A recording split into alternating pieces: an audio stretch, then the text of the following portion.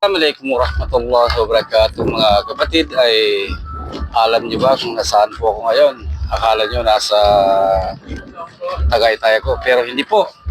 Nasa TRC Park po tayo ngayon sa may Lexor po banda.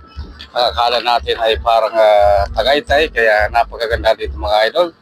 Yan po ang tanawin ay napaka-aliwalas talaga at sariwang hangin po. Kaya ito, tingnan natin yung nasa likod. Yan po mga idol. Ang nasa baba po ng TRC Park po. Yan. Kung pagmasdan natin ay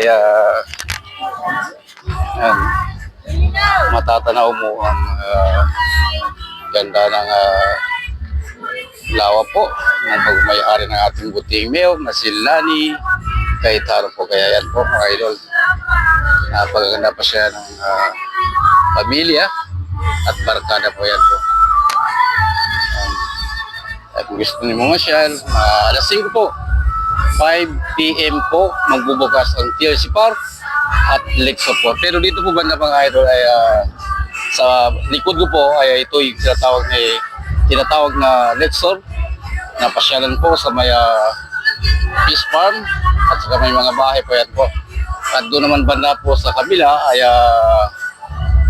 lahat po ng palaruan po doon ng mga bata ay TRC Park po yun.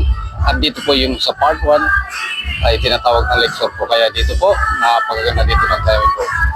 Kaya pag bawa mo doon sa kabila, maraming mga palaro o ano po ay doon po sa kabila po.